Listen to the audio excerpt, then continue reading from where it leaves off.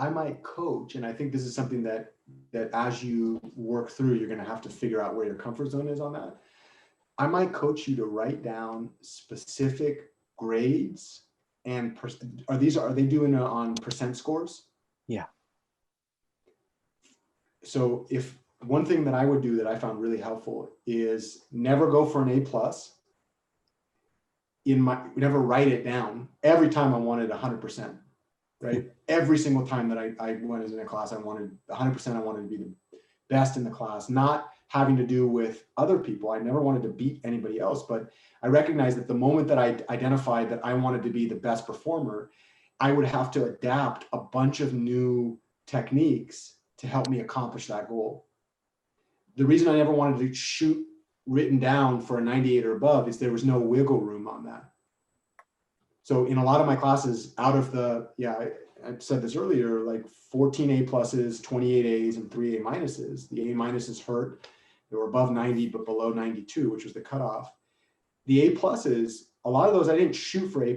I just had my goal in mind. So my goal was always between 93, which is above the A-, and 97, but really 96. So I wanted to give myself some wiggle room to mess up so that I wasn't drenching, right? And then I would just shoot for it.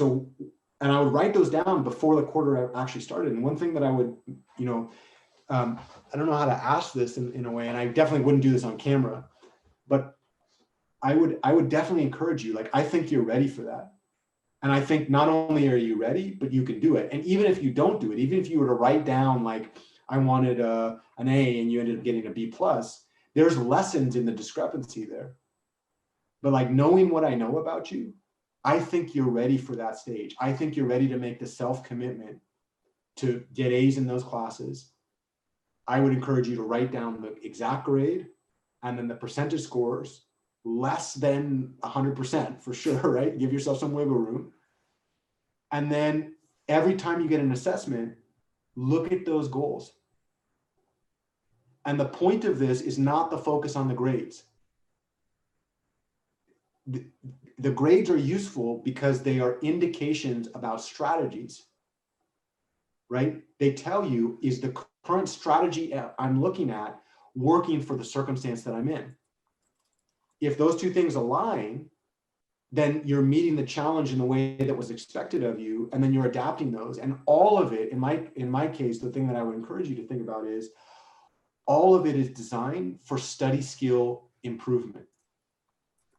So like, instead of thinking, how do I get straight A's? What I would ask myself is like, what new strategies do I need to adapt in order to achieve my goal in this circumstance?